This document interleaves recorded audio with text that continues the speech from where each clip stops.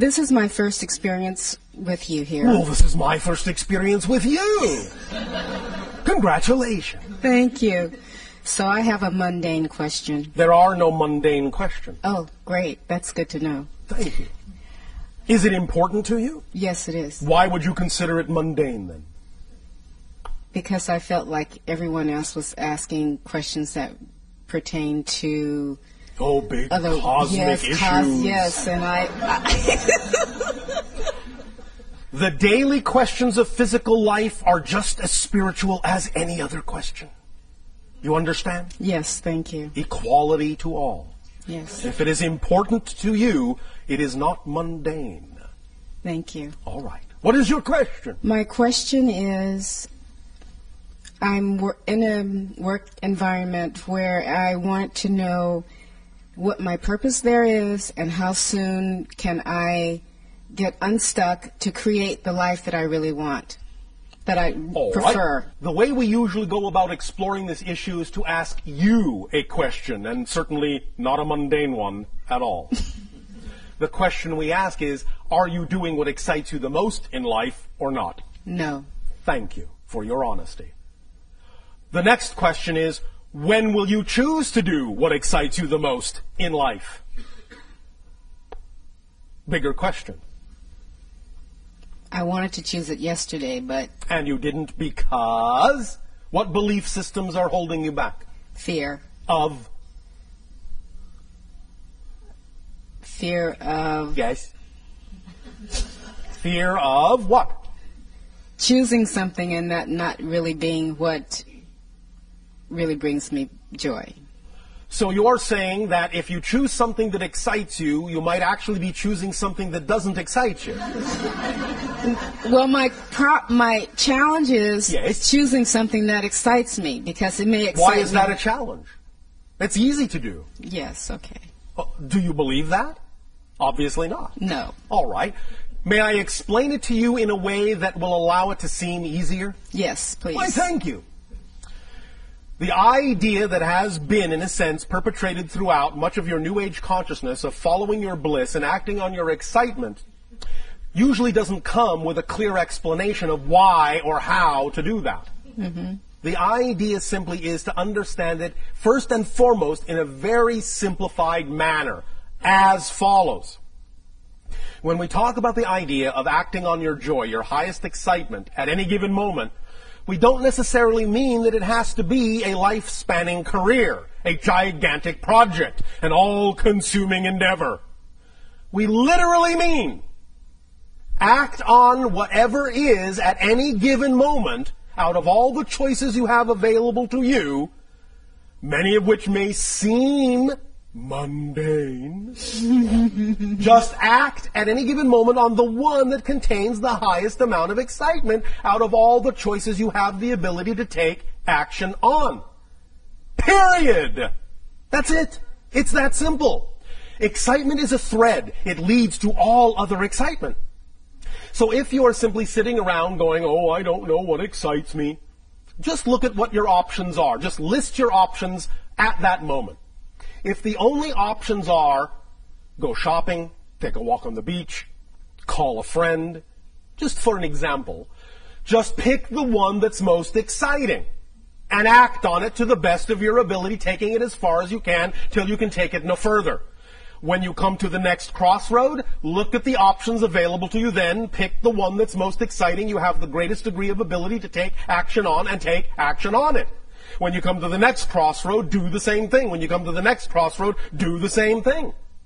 The excitement that you follow will automatically draw you into a series of synchronistic events that will constantly accelerate and expand your ability to experience excitement, and constantly accelerate and increase your ability to experience that your excitement will actually be capable of supporting you in your life if you keep moving in that way. Does that make sense to you? Yes. Now, the question is, do you believe it? Because the idea is that when we, first of all, offer the idea that all you have to do at any given moment is simply choose out of the relatively normal options available to you, if you can't think of any all-encompassing excitement. If you just choose the most exciting option out of whatever's available to you and act on it, when we offer that suggestion up, very often the first thing that comes out of the human mind is, but that's not connected to this, or how can that support me? I don't understand. You don't have to understand. That's the beauty of it. The idea is that your physical mind is not designed, never was, and never will be designed to understand how things will happen. It is not designed to understand or comprehend how something that you act on that excites you will bring you the thing you need somewhere down the line. So you don't have to think about how that's going to happen. All you have to do is act on it knowing that it will. Because the human mind is only designed to experience how things are happening. That's it. The human mind is only designed, the physical mind is only designed to understand the physical experience. The mechanism of how these things come to you come from a higher realm that is beyond the purview of the physical mind to comprehend or understand or be able to completely perceive. So you need to stop doing the job of the higher mind, let the higher mind do its job, and bring you these things as you need them in the way that it benefits you best. All you need to do to activate that mechanism, and we'll be talking a little bit more tomorrow about the idea of the mechanism of manifestation in a more complete investigation of that mechanism, but the only thing you really have to do is just start the ball rolling by acting on whatever excitement you are capable of acting on, and thus then by doing so, acting as an example to the higher mind, proving that you're willing to move in that direction so that the higher mind can go, finally she is willing to act in that vibration, so I can now give her more of that vibration, more things that are representative of that vibration, because she is showing by her behavior that she's willing to act on it. But if you're not willing to act on your excitement, why should the higher mind give you something to act on if you're not going to act on it? You see, you have to clear the space by acting on what you are capable of acting on before you make room for something bigger to come in. Because if you're not going to act on what you've got, well, higher mind is not going to do pointless things and give you things you're not going to act on. So you simply stop the whole process of your excitement expanding. Does that make sense mechanically? Yes. Are you willing to believe that you can act on your excitement and know that it will lead you where you need to be led? Yes. Trusting the synchronicity that will occur? Yes. We'll see. But that's the basic explanation of how it works. So when you say you have a difficult time figuring out what excites you, I apologize, but we actually don't believe you. Because it's really simpler than you think. You're just having a difficult time understanding a clear definition of excitement and following it. You follow? I do follow. I think the other part of that is because if I'm in a work environment and Yes. my excitement may be not to be there. Then leave. Although, understand, we are very aware of what your belief systems are all about, many of you. And if you have a belief system that says if you leave that work environment, as much as you may not find it exciting, if you have a belief system that says that leaving that work environment is going to put stress on you, is going to, in a sense, cause you harm in some way, then you must honor your belief system for as long as you're going to hold on to it.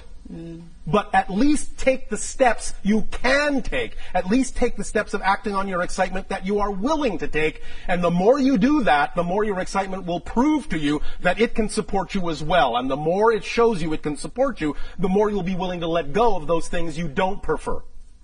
So you can do it at your own pace. Don't dishonor your belief system. You can jump off the cliff, but only if you believe that you actually will fly. Otherwise, I would suggest you're in for a very hard landing.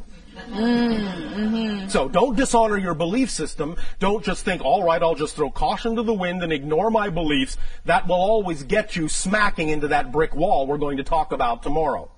But the idea is that when you work with your beliefs and understand why you have the belief that you can't be supported in something that you love as opposed to something you don't love, then when you work with those beliefs, you can change them.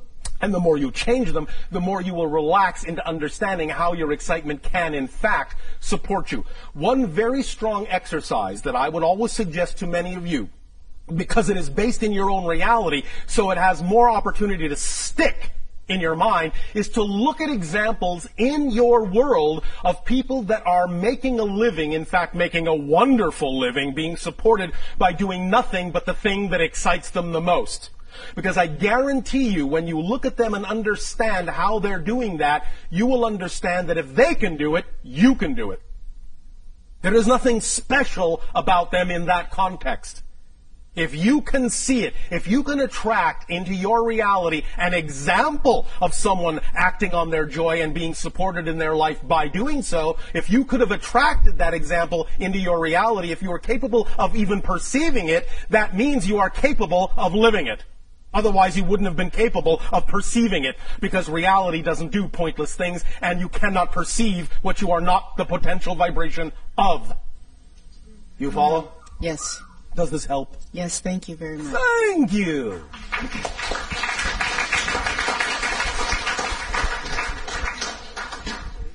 That was exciting.